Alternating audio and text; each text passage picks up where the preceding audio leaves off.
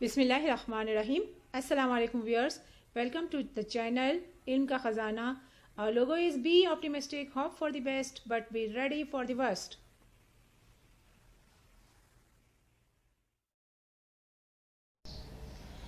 آج کی ویڈیو میں ہم آپ کو اعتکاف کے بارے میں بتائیں گے اور اس سلسلے میں عورتوں کے مسائل کا بھی حل پیش کیا جائے گا, پیش کرنے کی کوشش کی جا رہی ہے. اعتکاف کیا ہے؟ یہ ایک عربی زبان کا لفظ ہے جس کے معنی ٹھہر جانا یا جم جانا ہے. اللہ کا قرب حاصل کرنے یعنی اللہ کی رضا کے لیے عبادت کی نیت سے مسجد میں رہنا اعتکاف کہلاتا ہے. گویا اعتکاف اصل میں تنہائی میں عبادت کرنے کا نام ہے.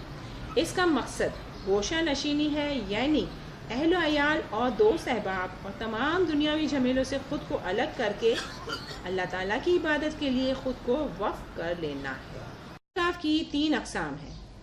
نمبر 1, واجب اعتکاف, یعنی اگر کسی کام کے لیے اعتکاف کی منت یا نظر مان لی تو وہ واجب اعتکاف کہلاتا ہے.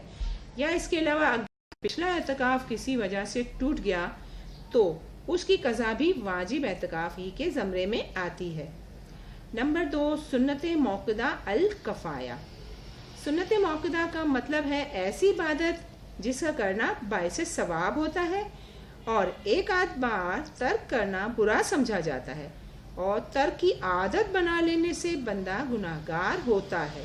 جبکہ الکفایہ وہ عمل ہے کہ اگر علاقے کے چند لوگ یا صرف ایک شخص بھی ادا کر لے تو سب بری جمع ہو جاتے ہیں, لیکن اگر کوئی بھی نہ کرے تو سب پر ترک سنت کا وبال رہتا ہے.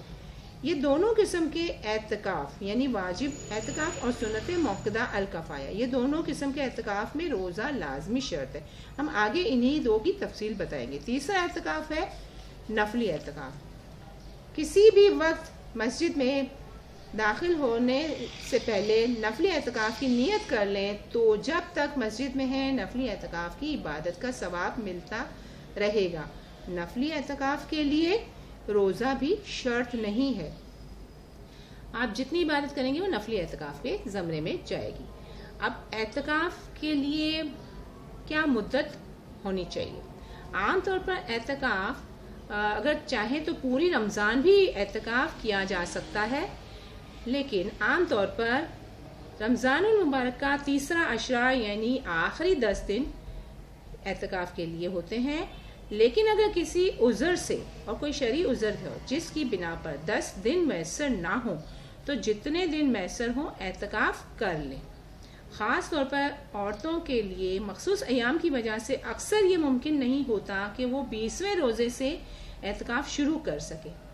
تو اس صورت میں جب بھی وہ فارغ ہوں اور اب جتنے دن میسر آئیں اعتکاف کی نیت سے عبادت کی جا سکتی ہے. اب اعتکاف کا وقت یا ٹائم, 20ویں روزے کی صبح سے اعتکاف میں بیٹھنا سنت ہے, یعنی 20ویں روزے کے غروب آفتاب سے پہلے مسجد میں داخل ہونا ضروری ہے. مغرب ہو گئی تو اعتکاف کا وقت نکل گیا, اس لیے اعتکاف شروع کرنے کے لیے 20ویں روزے کی صبح سے لے کر عصر تک کا ٹارگٹ رکھنا چاہیے. پھر جب عید کا چاند نظر آ جائے تو یعنی 29ویں یا 30ویں کی مغرب کے بعد اعتکاف سے باہر آ سکتے ہیں. یعنی اس طرح 10 دن کا اعتکاف ہو جائے گا. اب اعتکاف کی جگہ یاد رکھیے, قرآن مجید میں ارشاد ہوتا ہے کہ تم مسجدوں میں اعتکاف کرنے والے ہو. سب جانتے ہیں کہ مکہ کی مسجد ہو یا مدینے کا حرم ہو, باقاعدہ ایک حصہ اعتکاف کے لیے مختص کیا جاتا ہے. لیکن اگر عورتیں خواتین کے لیے اپنے علاقے کی کسی مسجد میں کوئی بندوبست نہیں تو مسجد بیت میں اعتکاف کی غرض سے عبادت کر سکتی ہیں. اب مسجد بیت کیا ہے؟ گھر کے کسی بھی حصے کو خاص الخاص عبادت کے لیے مخصوص کر لیں تو وہ مسجد بیت کہلائے گا. عورت کے لیے اس کا گھر حرم کا درجہ رکھتا ہے. اگر گھر بڑا ہے تو ایک کمرہ بھی مخصوص کیا جا سکتا ہے, ورنہ کمرے کے ایک کونے کو بھی عبادت کے لیے مخصوص بنایا جا سکتا ہے.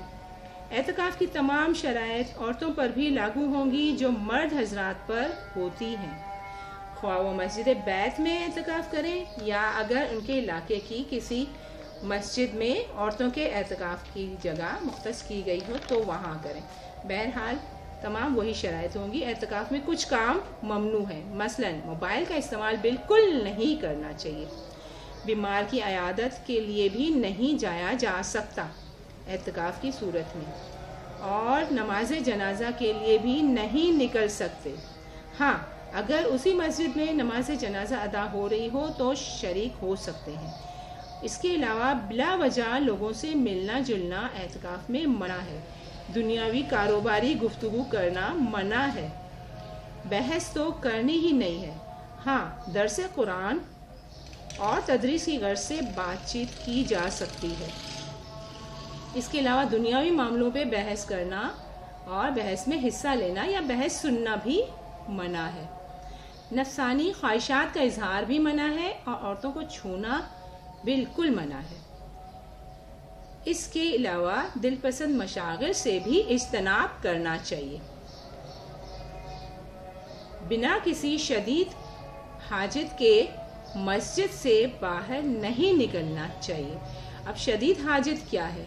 یعنی اگر واش روم باہر ہے تو رفع حاجت کے لیے واش روم جایا جا سکتا ہے، اور اگر جسم سے بو آ رہی ہو تو غسل کی نیت سے جایا جا سکتا ہے، مگر اہتمام سے نہانے دھونے اور خوشبو لگانے کا معمول نہیں بنانا چاہیے، اور اس مقصد کے لیے بار بار باہر نہیں نکلنا چاہیے۔ اعتکاف ایک عبادت ہے، بذات خود ایک عبادت ہے۔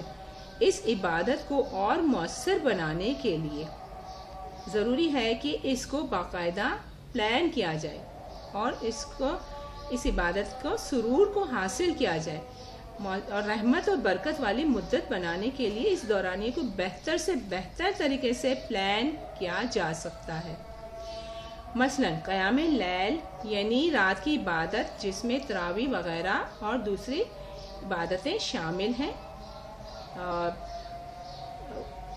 حاجت کی نمازیں اور دوسری بہت سی قسم کی عبادت کی نمازیں پڑھی جا سکتی ہیں۔ اشراق کی نماز کی پابندی کرنی چاہیے، قرآن کی تلاوت کرنی چاہیے وافر مقدار میں، اور نوافل اور ذکر اذکار میں وقت گزارنا چاہیے، دینی کتابوں کا مطالعہ کرنا چاہیے، تفسیر قرآن اور تجوید قرآن میں اپنا ٹائم گزارنا چاہیے، اللہ اور اس کی قدرت پر غور و فکر کے ساتھ ساتھ کچھ ٹائم آرام اور نیند میں یہ سوچ کر کرنا چاہیے کہ اس کے بعد عبادت کا مزید سرور حاصل کر سکیں۔ قضا عمری کے لیے یہ بے حد اچھا موقع ہے۔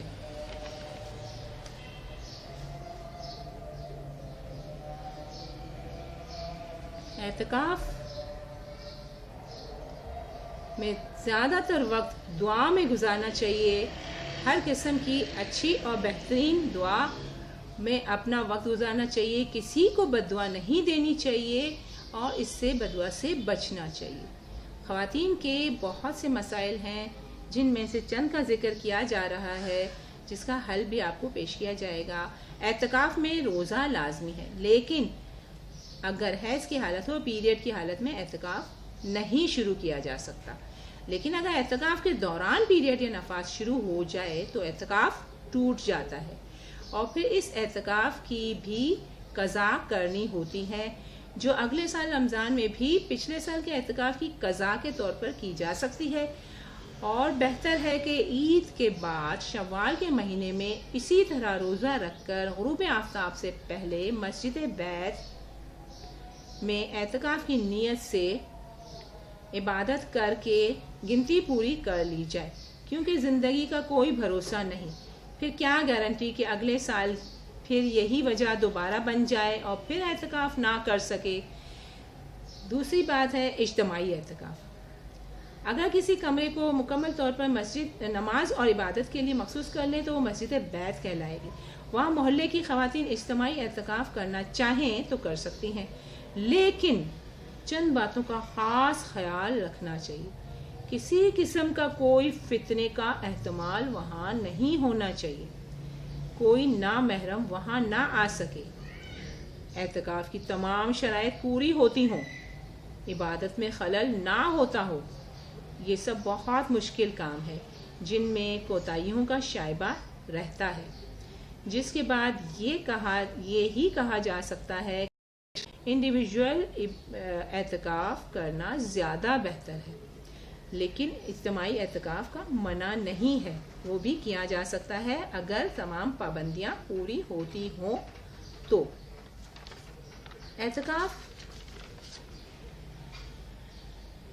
اعتکاف دراصل ایسی عبادت ہے جس میں تنہائی ہے، اور وہاں تنہائی میں قبر کی یاد تازہ ہوتی ہے۔ چند دن گوشہ نشینی اگر اتنی گراں گزرتی ہے تو ناراضگی خدا اور مصطفیٰ کی صورت میں اندھیری قبر میں ہزاروں سال کیسے گزارا ہوگا؟ لہذا اگر 10 دن اعتکاف کی حالت میں گزار لیں تو کیا عجب کہ اللہ اس اعتکاف کی برکت سے اور اپنی رحمت سے ہماری قبر اور مدینے کے درمیان حائل تمام پردوں کو اٹھا دے۔ لہذا ہر ایک کو زندگی میں کم از کم ایک بار ضرور اعتکاف کی سعادت حاصل کرنی چاہیے۔ ویڈیو دیکھنے کا بہت بہت شکریہ، دعاؤں میں یاد رکھیے گا۔ جزاک اللہ۔